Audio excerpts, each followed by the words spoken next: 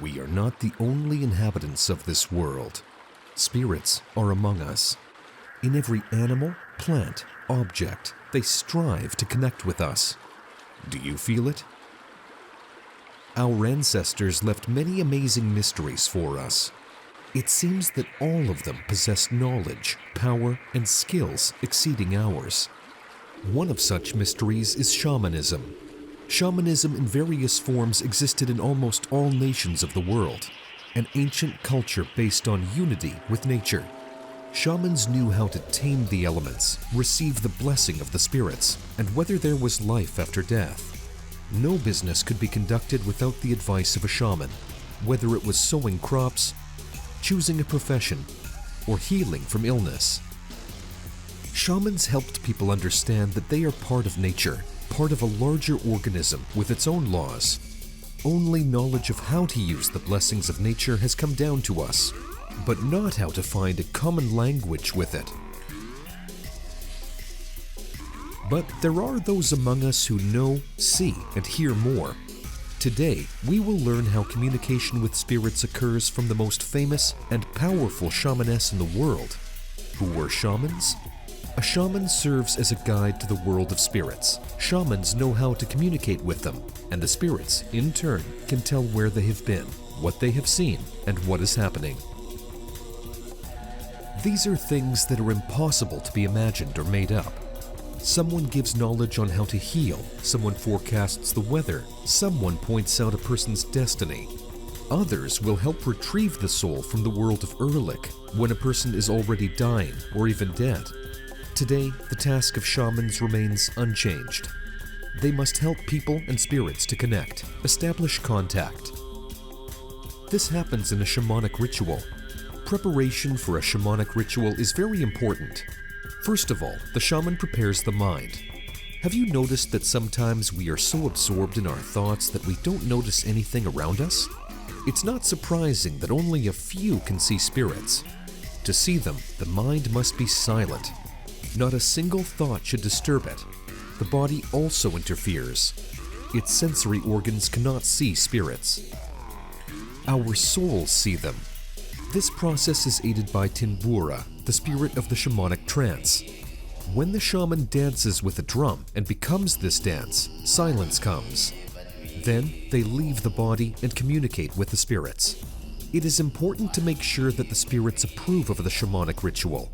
To do this, the shaman tosses the drumstick into the air and asks if the spirits are satisfied with the ceremony. When the drumstick falls down with the side depicting the spirit helper, the answer is no. Then, the shaman must eliminate all obstacles, make sure that all participants in the ritual are ready for it. Shamanic attire is always made of natural materials and only by hand. A costume adorned with many interesting metal objects, bells, thin plates, medallions with various images. All this is not just decoration. Shamans endow each such item with special power. These are spirits' helpers and protectors who assist during the ritual. The main attribute of the shaman is a drum. It has tremendous power. During the shamanic ritual, one must listen carefully to the drum so that not a single thought remains. Then, true knowledge will come, and the person will hear the voices of ancestors, spirits, and ayami. The drum lifts the soul straight to the heavens, to those worlds where time does not exist, where eternal, mighty gods live. From the height of their wisdom and power, looking at the whole world, at people, sometimes marveling at their deeds, but not interfering in their lives, and where everything is possible. To appease the spirits and make contact with them, a shaman can do several things. First, it is necessary to respectfully greet the spirits and bring a small gift. For a shaman, this could be food, coins, or a kona. Nowadays, this shamanic tradition has degenerated, and its meaning has been forgotten. People tie ribbons to trees, but they themselves do not understand why. In fact, this ritual is called kona. Kona connects a person with the place where they hang it. Thus, shamans or knowledgeable people establish a connection with the sacred place. What should a modern person do to become a shaman? It is not necessary to be a shaman to earn the favor of the spirits. First of all, it is necessary to treat nature with respect. It is time to return to the roots. Humans have achieved much in science and technology, but have lost connection with the spirits and gods, lost supernatural abilities that are inherent in every person. The first thing a person who wants to become a shaman should do is decide to do good, help people, and start doing it based on his capabilities. Helping the elderly or disabled, cultivating elevated emotions, love, compassion, mercy.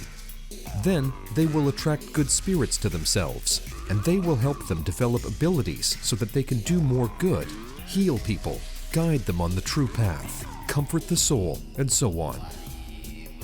Then the person can start doing spiritual practices, and abilities will begin to unfold. And if they find a good shaman, then they can learn everything they need, and they can become a shaman too. In the past, this process was easier because people were familiar with the shamanic tradition. Even as a child, he fed the spirits, revered a yami. Now, this needs to be taught. A person must communicate a lot with nature, live in the forest, be in seclusion from the world. Then, the sensitivity will grow, the kut, the power of essence, will develop, and the person will be able to become a good shaman. In nature, the person will be closer to the spirits. But the main thing is silence. The hustle-bustle of thoughts prevents anyone from understanding the truth, seeing the subtle plane, hearing the voice of the spirits. Spirits speak through signs. They communicate with us through emotional sensations, states that come to us. And you need to listen to this. Then, you will be a shaman.